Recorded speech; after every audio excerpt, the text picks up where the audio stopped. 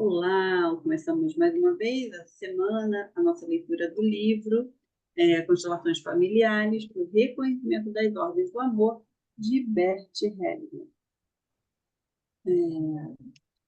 Mais uma vez, eu vou falar que a leitura do Bert é uma leitura tranquila, mas é algo polêmico. Então, nós não estamos aqui para criar polêmica, e sim para compreender da melhor forma possível. Então, vamos lá.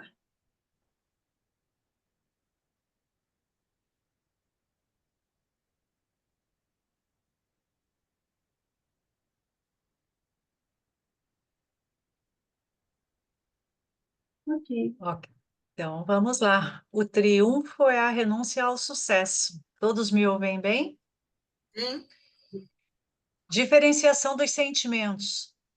Em seu trabalho, o Senhor sempre fala sobre o amor que vem à luz. O que dizer de sentimentos como a raiva, o ódio, a inveja? A meu ver, no seu trabalho terapêutico não existe nenhum espaço para a raiva. Por quê? Eu diferencio os sentimentos primários dos secundários, que servem como substitutos dos primeiros. A emoção primária leva à ação, a secundária serve como substituto para a ação. Por isso, é contraproducente trabalhar com um sentimento secundário. Isso somente reforça a recusa a agir. A inveja. Vou lhe mostrar a diferença usando como exemplo o sentimento da inveja. Inveja significa querer ter algo sem querer pagar seu preço. Em vez de trabalhar com a inveja, prefiro conduzir o cliente a um ponto em que ele mesmo possa decidir se está disposto a pagar o preço total pelas vantagens e pelo sucesso. Vou subir. A raiva. O mesmo se dá com a raiva. A raiva primária surge quando sou atacado. Essa raiva me dá forças para eu me defender e por isso ela é boa. Ela me torna capaz de agir. No entanto, a raiva mais intensa que surge é fruto de fantasias. Fica-se com raiva, mas não se age. Por exemplo, pude observar isso em mim mesmo quando trabalho. Se eu ficar zangado com as pessoas numa constelação e começar a me perguntar o que é de errado com essas pessoas, por que estão contra mim, sei imediatamente que essas suposições e esses sentimentos são fantasiosos. Porque todas as vezes que investiguei a causa, ela era diferente daquela que eu tinha imaginado. A raiva se manifestou simplesmente por causa de uma imagem interior. Essa espécie de raiva não se pauta em informações, ela se baseia em projetos, em projeções e suspeitas. É infundada. A raiva costuma ser um sentimento reprimido. As pessoas quase nunca ficam realmente exasperadas. A raiva geralmente não é expressa, ela se esconde em recantos totalmente inadequados. A raiva também tem a ver com um direito que eu não reivindico. Se eu não reivindico o direito que tenho, fico com raiva. Essa raiva também serve como substituto para a própria ação. O Senhor disse que não concorda que a raiva seja expressa no processo terapêutico. Entretanto, nesse processo existem situações em que as pessoas aprendem a sentir essa força dentro de si. A raiva abriga uma enorme energia. Muitas vezes é somente uma força aparente. Os sentimentos decisivos são, no fundo, a dor e o amor. Em vez de encarar a dor, eu talvez fique com a raiva. Assim, por exemplo, alguém lembra-se durante a terapia que apanhava quando pequeno e sente então a raiva do agressor. Se sente raiva, não sente dor. Entretanto, se ele disser, isso realmente me magoou, passa para um outro nível, mais introspectivo e muito mais forte. Isso penetra mais fundo do que dizer com raiva, você vai me pagar. Existem pessoas que atiram copos na parede para expressar um impulso repentino do tipo, como você pode fazer isso comigo? Não vejo nada de errado nisso. Não tira a dor, mas expressa a emoção de forma direta. Posso ver essa espécie de raiva como uma expressão de dor, mas com isso a pessoa se aproxima de um limite perigoso. Se ela ultrapassá-lo por pouco que seja, tudo estará perdido. Ela pode ter expressado a sua raiva, mas disso nada resultará. Faço aqui uma distinção entre triunfo e sucesso. O sentimento que leva ao triunfo ou à vitória prejudica o sucesso. Eu passo a me sentir mais digna. Vamos lá. Bert percebe, né, nesse decorrer desses anos dele, que amor e ódio, né, são duas coisas importantes na nossa vida. Mas como eu vou lidar com as coisas? Adulto, vamos de criança, não, estou falando de adulto, tá? Se eu me posiciono como adulto, esse espaço de raiva, de expressar o que eu sinto, está preso lá na criança. Então, a criança não soube se defender, a criança ficou com mágoas, ou por ser mal criada, por ser qualquer coisa que ela passou na infância. Mas se eu ainda fico lidando com aquela criança lá, eu não estou no adulto. Então, como adulto, eu preciso jogar o copo na parede? É um espaço realmente muito pequeno, sabe? Então, se eu começo a perceber que eu tenho algo dentro de mim que carrega essa raiva, isso me magoou, isso me deixou triste, isso me deixou alguma sequela, eu posso trabalhar isso. Como adulto, eu chego onde eu quero. Vamos lá? Estou aqui pensando no copo que eu quebrei ontem. Com parede? O triunfo. Não, não, não, na pia. Pá. Mas com um pouquinho de intenção, sabe? Ah, sim. O triunfo. Eu sou digna e você é um patife. Eu sou a esposa fiel e você é o infiel. Ela triunfa, mas perde o parceiro. O sucesso, ao contrário, é conquistado quando renunciamos ao triunfo. Na cultura asiática, não se pode deixar que a situação chegue ao ponto em que a pessoa seja desmoralizada. Com isso, as pessoas asseguram o sucesso no futuro. Se eu me comporto de forma que o outro possa salvar as aparências, mesmo que tenha feito algo terrível, eu terei conquistado. Ele vai fazer todo o possível para remediar o que fez. Se, por outro lado, eu o humilhar ou ridicularizar, vou perdê-lo. Mais ainda, eu arranjarei um inimigo e não ganharei nada com isso. Mesmo aqueles que não estão diretamente envolvidos no caso também sentirão uma necessidade instintiva de compensação. O triunfo é a renúncia ao sucesso. Quem triunfa perde o apoio dos outros. Esses se voltam mais para o perdedor. É uma necessidade irresistível. Gente, isso é incrível, não é? Não é isso, né? Isso é incrível. A gente não pensa nisso, na realidade. Nos trabalhos com relacionamentos, aparece muito assim, a mulher foi traída e ela consegue triunfar no casamento, manter o homem junto com ela, casado, salva o casamento, né? Vamos dizer. Só que ele vira um refém, né? Isso aí, vira refém. É. E isso aparece muito nas constelações com casais, quando há traição. Então, por que que os homens, ou quem traiu, vira refém? Porque, na realidade, existe uma culpa muito grande por detrás daquilo dali, né? A pessoa não se sente merecedora de estar ali, mas ela se mantém para manter o quê? Um triunfo também. Uhum. Então, a gente precisa compreender qual é o sucesso disso tudo, né? Eu realmente quero me separar ou não quero me separar, né? Como eu vou lidar com tudo isso?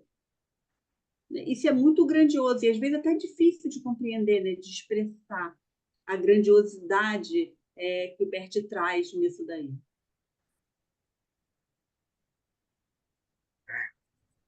É para pensar, tá todo mundo assim, ó. É. Eu ligo um pouco o triunfo com o orgulho quando eu leio isso. Tipo, vai me pagar. É mais uma coisa do ego do que do pensamento a longo prazo, na solução de longo prazo. É. E é isso, né? A gente fica pensando na nossa cultura, né? Como que a gente vive, né? o outro me fez algo, eu preciso fazer com que ele me pague, né?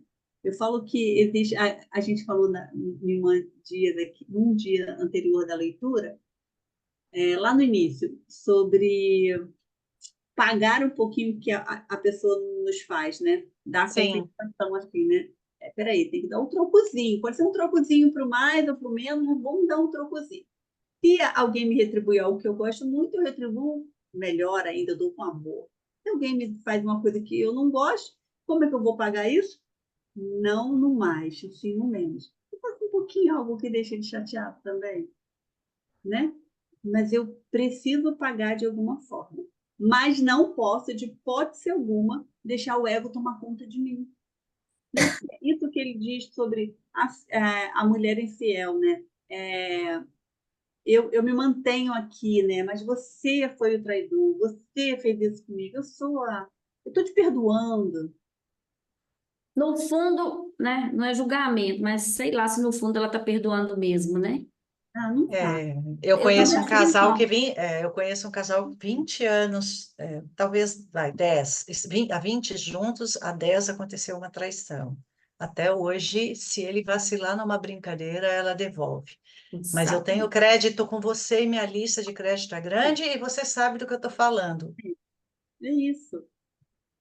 Ele fica refém mesmo, é uma palavra que cabe bem. É refém. Todos os casos que eu conheço, que eu vejo, que a gente trabalha, vira refém. E é difícil, às vezes, tu conseguir dar continuidade na constelação para distensionar isso. É. Tem Porque que A gente tem uma conhecida na família, nova, tá? Nova. E não sei se chegou a trair, mas o marido era tão maluquinho assim, difícil até de expressar, porque aquele cara turbulento, explosivo e tal. E já moravam juntos, estavam trabalhando, ela começou a ter muita amizade com o cara. Ela é nutricionista e o cara é personal. Fizeram uma parceria. E aí, o marido daqueles malucos que bota vigia, não sei o quê, rastreou o e-mail da menina, enfim. Sei que começou a perceber. Não chegou a ter a traição, mas rolou a intenção por carência, né? Aí eu aprendi isso aqui, não ter o julgamento, né? Porque também nada acontece do, assim, não é só uma. Tem um Não, histórico. rapidinho, vou cortar você, Débora. Quando a gente tem a intenção, rolou a traição. Essa mulher já não estava disponível para esse relacionamento. estava Exatamente. disponível, claro. Essa é a realidade. Você É, teve a intenção de estar com, você está com um companheiro, você teve a intenção, você olhou para o lado, você está desejando, você está sendo cortejado e você se mantém? cortejada, é isso aí. Pois é, você tem uma intenção, sim. E aí ela fala que ele fala que perdoou, depois de tiveram uma filha, e hoje ela está uma refém dele. Uma refém, cara. Vocês não têm noção do que ele tá fazendo com Então, ela. quando a gente fala do sucesso, né? O que é o sucesso? Eu abro mão disso, ok. Você acha que eu errei com você? Tá bom, eu errei com você. Falei a mesma coisa sobre isso. Isso Porque é aí ela, como ela não tá fluindo tão bem, que ela veio embora para aqui, para Juiz de Fora, recomeçou. Então, assim, ela tinha clientes, né, na área dela de boa. cadê o sucesso? O sucesso morre, gente. E aí ele tá humilhando ela tanto, sabe? Tá nem aí. Ele Mas quer essa uma é a mãe. história dela, ela tá dando conta e ela tá gostando disso. Entendeu? Exato. Nem entra nesse campo aí. Não, não. Nem entra. Ela tá gostando, porque senão ela já teria saído. É uma Eu falei a criança. mesma coisa. É porque aí tem algo mais profundo que precisa ser trabalhado, que é, às vezes a pessoa fica nessa situação, numa pseudo-segurança, e aí a gente tem que trabalhar do lado da confiança. E não adianta, a pessoa que desconfia tem que ser trabalhada, ela tem que ter confiança nela. Então, conseguir levar para esse lado é o que vai distensionar mesmo. Ou achar alguma possível solução, né? É, eu Mas acho depende que dela, né? É o que a Lili falou. vamos voltar para isso aqui hoje. Isso me deixa num espaço desconfortável de algumas coisas que eu já vivi na minha vida. Não gosto de pessoas desconfiando, sabe? É bem difícil essa história de pessoas A desconfiando. pessoa, é muito difícil se relacionar, né? É. Muito difícil. Tem a confiança. Pois é, muito difícil. Vamos lá, vamos continuar. O ódio.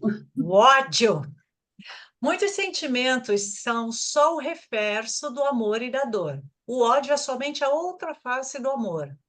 Ele surge quando alguém é ferido em seu amor. Se a pessoa expressa o ódio, ela bloqueia o seu acesso ao amor.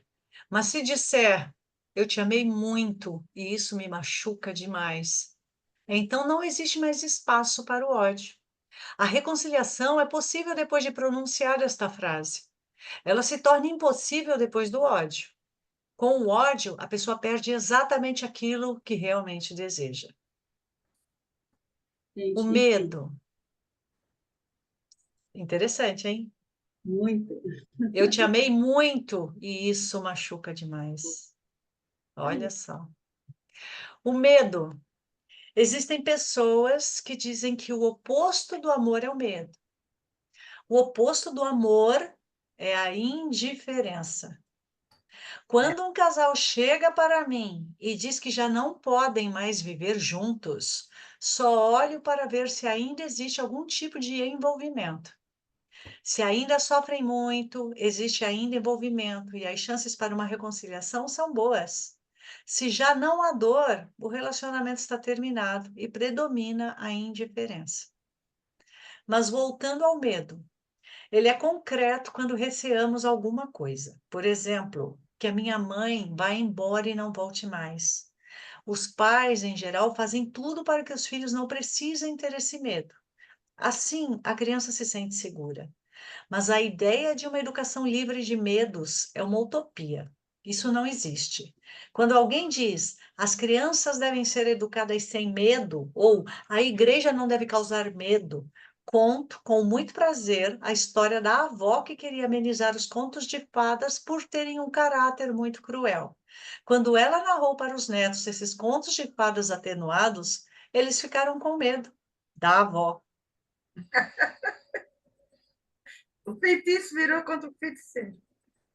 O medo é um sentimento que se prende a algo. Se retiro tudo aquilo no qual o medo pode se fixar, ele cresce. E é melhor encarar diretamente as situações que provocam medo. Se, por exemplo, numa família falecesse o avô, eu pegaria a criança pela mão e diria a ela: o vovô morreu. Tocaria com ela a mão do avô e diria: veja, a mão dele agora está fria. Vamos enterrá-lo, mas você pode se lembrar sempre dele. Assim, a criança pode olhar para o morto sem medo. Muitas vezes, durante a terapia, reconduzo a pessoa em transe ao leito de morte de alguém e a deixo rever esse ente querido, estendido lá, ali, sem vida. Eu também permitiria que as crianças se deitassem ao lado do morto. Quando se levantam, estão livres do medo, pois o encararam. Encararam o medo da morte? O medo dos mortos. Quanto a outras situações que provocam medo, pode-se fazer com que a criança as enfrente, protegendo-a ao mesmo tempo. Assim, ela aprende a lidar com essas situações. Nos relacionamentos, existe o medo da proximidade, o medo de se envolver. Daí advêm muitos problemas sexuais. Por isso, lembrei-me de ligar o amor ao medo. Sim, isso existe. O medo de se entregar à mulher é, na verdade, o maior medo do homem. Como na história do homem que saiu pelo mundo para aprender a ter medo. Ele aprendeu a ter medo na cama com a mulher. Ou Siegfried, de Wagner, que aprendeu a ter medo quando abriu a armadura de Brunhild e a reconheceu como mulher. Esse medo tem a ver com a profundidade da vida e da morte. Em geral, o medo de se entregar é atribuído aos homens. Receio que o mesmo se passe com relação às mulheres. A mulher certamente sente a mesma coisa a seu modo, como, por exemplo, Brunhild com relação a Siegfried. A minha imagem é: tanto o homem como a mulher sabem que a consumação do amor dá origem a um vínculo indissolúvel. Esse reconhecimento dá medo. Isso não parece estar de acordo com o pensamento atual, todavia, parece ser fato conhecido. Quando o Senhor fala em vínculo, está necessariamente falando de um relacionamento? Porque esse medo com certeza está presente nos relacionamentos. O relacionamento é menos que um vínculo. Frequentemente evitamos um vínculo por meio de um relacionamento. Por exemplo, quando um casal inicia um relacionamento e fica claro desde o início que é algo temporário, sem risco, ou quando um parceiro já tinha se esterilizado. Então, não existe vínculo, embora seja um relacionamento. Por outro lado, pode surgir um vínculo sem relacionamento, por exemplo, através do estupro. Isso significa que o vínculo tem a ver com o fato de se conceber filhos? Não, tem a ver com a consumação do amor. Se nesse ato está excluído algo essencial, não se cria um vínculo. Mas deve-se ser bem cauteloso aqui para não se dar a impressão de que estejam sendo formulados preceitos de como isso deve ser. Observa através dos efeitos se se originou um vínculo ou não. O Senhor descreve o vínculo de acordo com os resultados que podem ser observados ao longo de gerações e por meio das constelações familiares? Exatamente, isso evita equívocos. O vínculo só pode ser descrito de acordo com os resultados. Então, vamos lá para uma polêmica. E como o Bert diz que através do estupro tem um vínculo? Porque se criou o filho, Por causa da consumação do ato sexual? a consumação do ato sexual. Ok? Mas como que ele diz também que um relacionamento, quando o homem está estéril ou a mulher não quer ter filho, não tem vínculo? Porque não vai gerar um fruto? Pois é. Entende como é difícil, Interessante. né? Bom, vamos lá. O que se dá o vínculo, né? O ato sexual, sexo por si só gera vida, né? Então a gente já cria vínculo quando a gente faz sexo, tá? Gerar uma criança dá vínculo, dependente do estupro. O estuprador vai ter as consequências dos atos, a mãe que passou por tudo isso e a criança que vai nascer. Tá? Quando você encontra um parceiro que fez vasectomia e você não pode não querer ter filhos, mas não tem problema nenhum, tem a possibilidade de ter. Esses companheiros normalmente se unem, ok? Se uma das partes resolverem ter filhos, pode ser que eles se separem. Porque na união estava claro que ele ou ela não queriam filhos. Então, quando vem a possibilidade de um filho, às vezes o filho não vem, e aí acontece o quê? O casamento acaba, o relacionamento acaba. Então, tudo aquilo que a gente faz, quando a gente tem um compromisso, né, com algo maior, algo que a gente vai levar adiante, como um filho, uma família, um trabalho, aquilo que você ama muito, você criou o vínculo, daí em diante existe um amor, algo se finda. É como se a raiz estivesse entrando no solo fértil. Mas isso aí houve uma mudança. Isso aqui o Bert falava no início dos trabalhos dele. Mais adiante, quando o Pete e o Tissuk fizeram um trabalho sobre relacionamentos, ele fazia um exercício com as pessoas sobre quem teve sexo. E aí, o que começou a aparecer depois de algum tempo das constelações? Que o sexo caracteriza um vínculo. Mesmo não tendo frutos, não tendo filhos e tudo, fica um registro no corpo e na alma da pessoa, sabe? Uhum. Fez sexo, se vincula. É. Né? Daí o perigo, né, o que se fala, o homem que fica transando toda noite, ou sai para a balada e transa, o risco que isso dá. Porque isso vai formando vai enchendo a alma, a bagagem do homem. E cada vez, ou da mulher, cada vez vai ficar menos disponível a entrar num relacionamento Uhum. mais sério. Entendeu? Uhum. Uhum. Interessante. É, Faz sentido. Vamos seguir. Vou subir, só um minutinho. Vamos lá. A depressão. O Senhor disse anteriormente que a pessoa acaba se castigando se, na terapia, ela foi incentivada a expressar a raiva que sente contra os seus pais, às vezes com gritos ou batendo num travesseiro. A que tipo de castigo o Senhor está se referindo? Como ele se evidencia? Essa pessoa pode ficar deprimida, por exemplo, se ela já não o era antes. Existem muitas pessoas que não conseguem expressar a raiva. Elas não ficam doentes porque reprimem a raiva, mas porque reprimem a ação que levaria a uma solução. Uhum. Interessante. Só o fato de expressar a raiva não liberta ninguém. Persiste a necessidade de lidar com a situação apropriadamente. A senhora disse, se ela já não estava deprimida. A pessoa deprimida é, em geral, aquela que não tomou um dos pais. Quando alguém expressa a raiva da maneira como foi descrita, afasta de si os pais mais uma vez. Assim, a depressão pode aumentar ainda mais.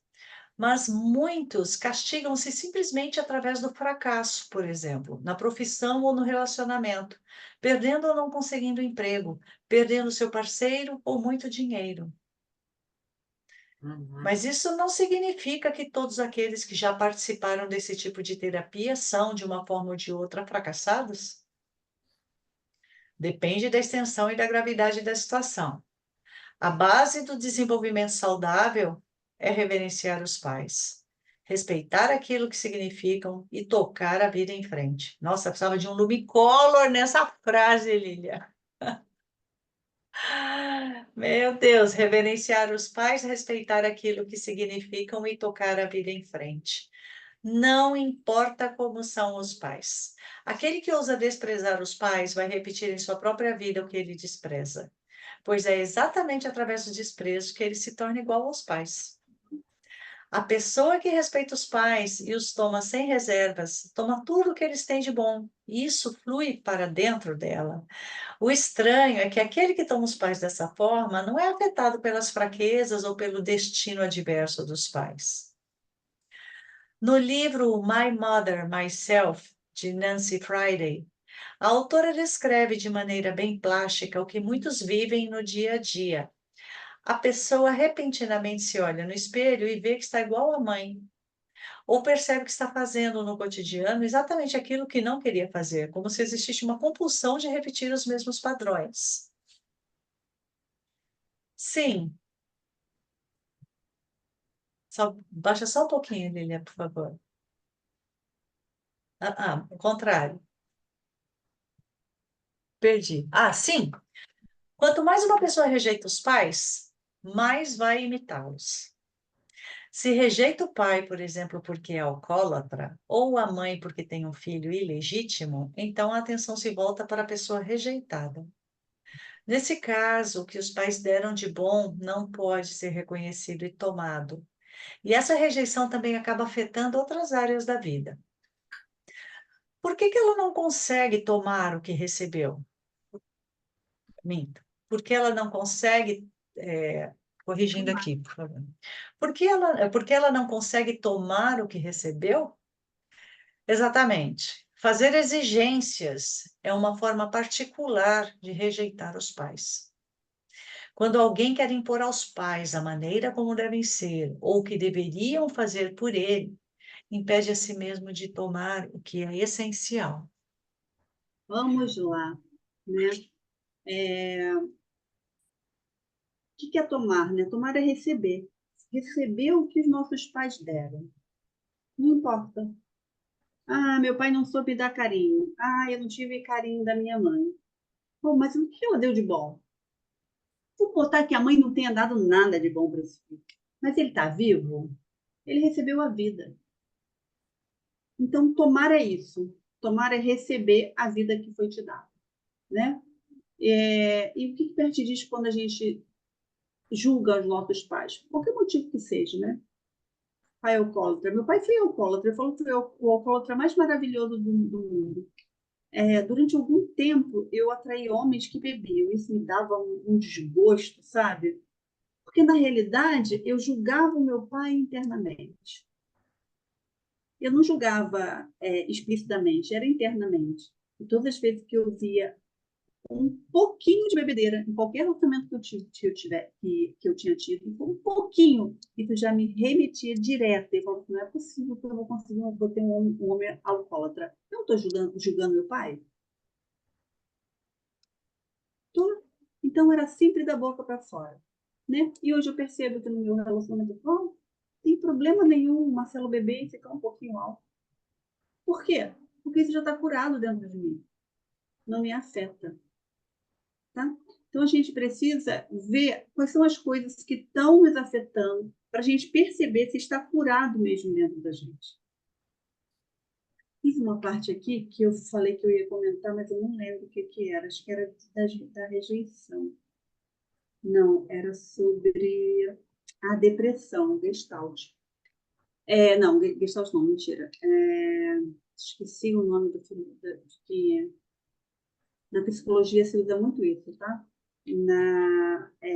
Freud também usou isso.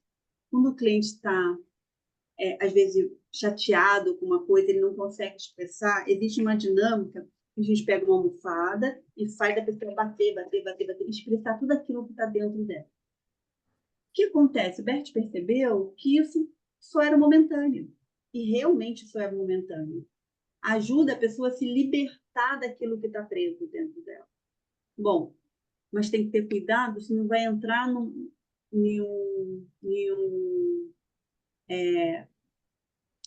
é que eu vou explicar? Nenhum comportamento, né? Que todas as vezes que ela tiver muita raiva, ela vai ter que socar a almofada, né? Então tem que ter Num cuidado condicionamento aí, né? com o funcionamento. Cuidado com essa linha, né? Dela não trazer isso para uma dinâmica de vida. E durante algum tempo eu achei que era muito feio sentir raiva. Muito feio sentir raiva. Era uma coisa que até hoje eu não gosto de sentir raiva. Porque eu já percebi por que eu não gosto de sentir raiva. Pela leitura de hoje, é uma linha muito tênue, Sim. né? Então, sentir raiva você pode ir para um comportamento que pode dar um desequilíbrio, pode dar uma consequência grande. Então, eu sempre escutei a minha mãe que ela odiava sentir raiva. Era uma pessoa muito bondosa, muito caridosa, né, tal. E realmente, por que ela não gostava de sentir raiva? Porque ela saía dela, né? Então, sentir raiva é uma coisa normal. Mas o que eu estou expressando nesse sentimento? Tá? Eu estou sendo a vítima? Fiquei chateada com o que aconteceu? Vamos conversar com o que aconteceu, para que isso não fique guardado dentro de si. Quando a raiva ela é bem conduzida, bem utilizada, tu tem força para poder resolver, tu vai para a solução. Isso aí. É isso aí. Ir para a solução, né? Uhum. Vamos lá. Aceitar e tomar. O senhor poderia descrever mais exatamente o que significa tomar? Tomar é para mim um processo básico. Eu estabeleço um limite bem claro entre aceitar e tomar. O aceitar é benevolente. Tomar algo significa eu o tomo assim como é.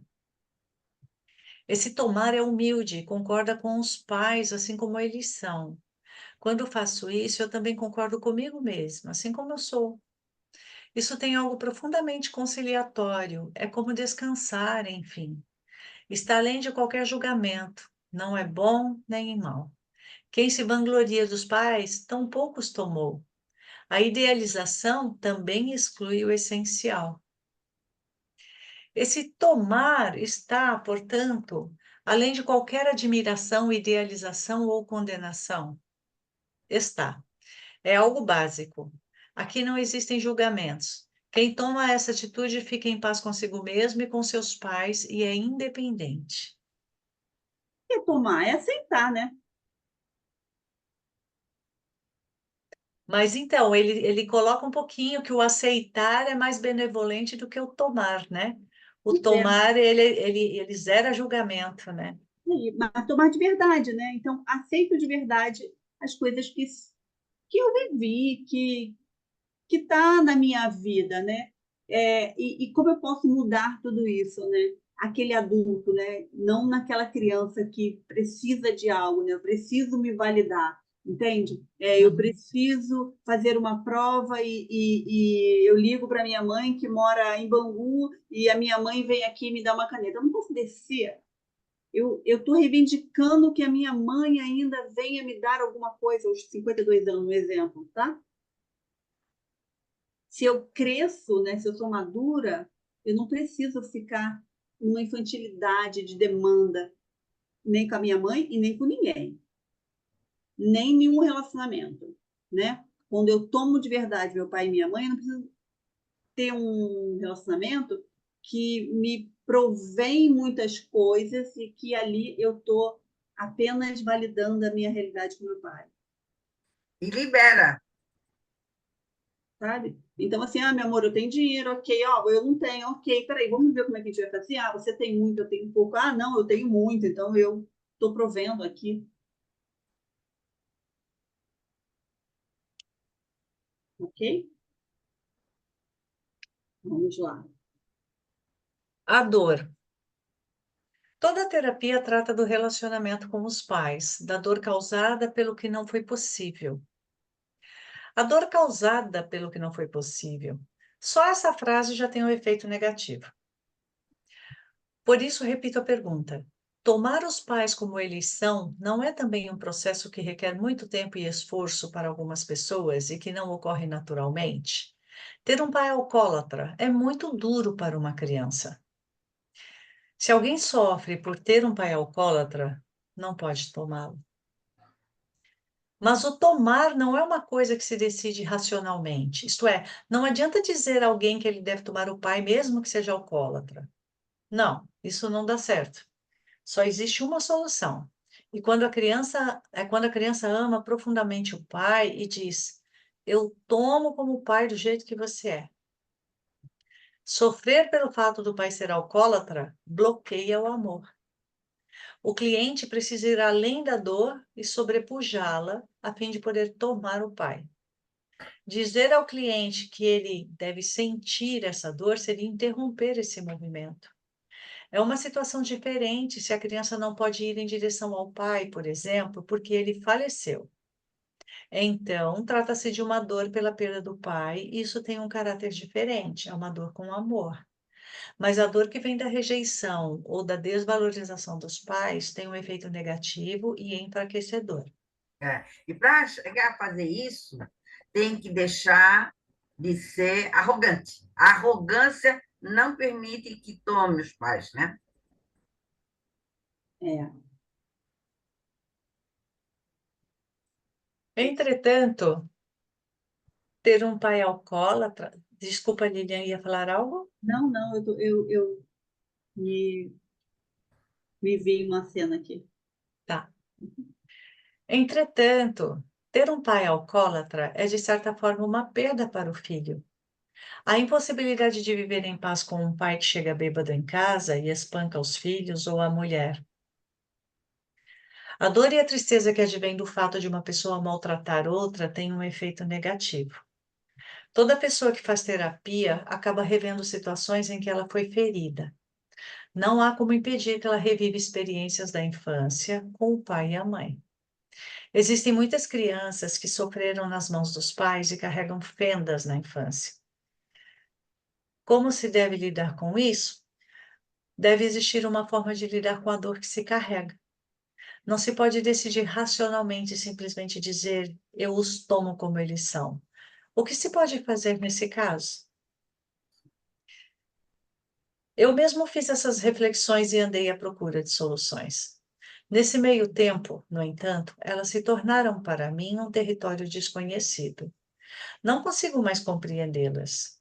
Nelas impera a ideia: posso colocar as coisas em ordem, extravasando a raiva ou a dor, como se me fosse possível colocar as coisas em ordem dessa forma. Não quero dizer colocar as coisas em ordem, penso mais em cura. Sentir uma dor profunda ao lado do pai ou da mãe é o que cura. Para mim, isso pode ser expresso assim: que pena. Simplesmente, que pena. Aqui não há acusações, somente uma dor compartilhada. Nossa, Fantástico, né? esse que pena. Já fiz uma constelação que do nada eu saí assim, nossa, eu falei que pena. Aí a representante falou assim, tudo a ver, que pena. E foi tão profundo que aí nossa, eu lembrei dessa frase dele. Que pena. Que pena. Mas, Lília, a gente vem batendo na tecla de que é arrogância sentir pena. Pai, mas olha o tom. Que pena desse pai não estar presente na infância dessa criança. Ou que pena daquela situação em Aquela si, né? situação, né? Não Uhum. é pena de De piedade, né? piedade, isso aí, Débora. Entendeu? Nossa, essa situação É um poderia que pena, simplesmente que ser pena. pena. Alguém perdeu, né? Alguém perdeu isso aí. A convivência. Ambas as partes. Ambas as partes, tanto o pai, que não estava disponível, né? E essa criança, porque está ali nesse sistema. Mas olha que legal, vou dar uma experiência do alcoolismo aqui. Lá em casa nós temos 4 filhos, eu sou a mais nova. Eu sou a única que vejo meu pai com outros olhos. Meu pai nunca bateu na minha mãe, meu pai nunca bateu na gente, meu pai nunca falou palavrão. Meu pai chegava bêbado, que era pouquíssimo, que ele bebia porque ele não tinha metade do estômago. Então ele chegava e dormia. Foi que pena a relação da minha mãe com ele, claro. Hoje eu entendo isso, né? Mas eu adorava porque ele não era bravo, porque ele não era chato, quando estava vendo ele era maravilhoso, ganhava chocolate, bombom, né? Mas os meus irmãos tinham vergonha, eram mais velhos. Então, meu pai vinha, como é que eles falavam? Medir na rua, né? E muitas das vezes eu saía escondido para encontrar ele, porque eu sabia o horário, para vir ajudando ele para ele não se machucar. Porque ele batia na rua, como é que é o nome? Nos portões, né? Chapisco dos portões. E eu ia para trazer ele para dentro de casa. E eu vejo que eu tinha uma visão muito diferente dos meus irmãos. Mas era muito diferente. E isso é muito subjetivo, né? É, sabe? Eu não foi pesado para mim como foi para eles, sabe? Foi muito mais leve para mim. Claro, pelo olhar que eu tinha, é claro, né? Por que que eu tinha esse olhar e meus irmãos não? Não sei. Será que foi por eu ter chegado um pouco mais tarde na família, 4 anos depois, diferença de 10 anos da minha irmã para mim? Pode ter sido, mas minha irmã casou com 17 anos, já não estava ali tão presente, sabe? Mas existe algo sistêmico, essa grande força, essa força maior, né? Que faz com que a gente esteja num sistema ali e que nós temos algo para curar. Então, os meus irmãos tinham algo mais forte, provavelmente, para curar, uma dor diferente da minha.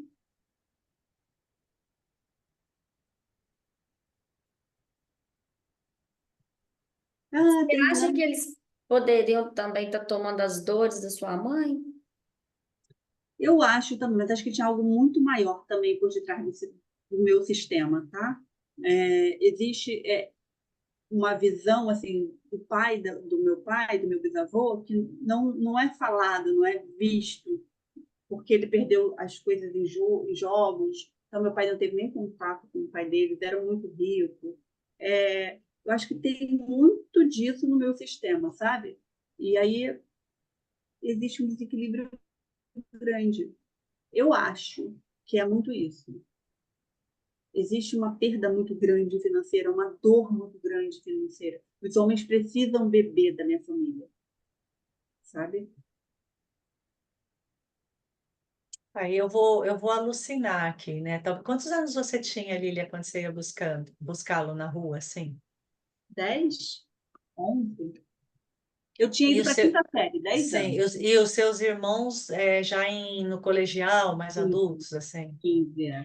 Eu acho que tem muito também a comparação com os pais dos colegas e a fase de bullying da adolescência que é muito forte, né? Às vezes, tudo, eu tô aqui, a gente está aqui alucinando, né? Cada um é que É, sabe o que os A motivava. vergonha, né? Para quem é mais velho, do pai estar ali. não, é verdade. Os pais eram Sim. PMs, né? E era assim, naquela época era PM concursado, aquelas coisas. Então, realmente, eles tinham vergonha. Eu era muito nova ainda, né? Uhum. As minhas amiguinhas, as mães eram professoras, né? Então, eu acredito que tenha sido por isso. E aí, bom, mas acredito que hoje esteja tudo superado para eles, sabe?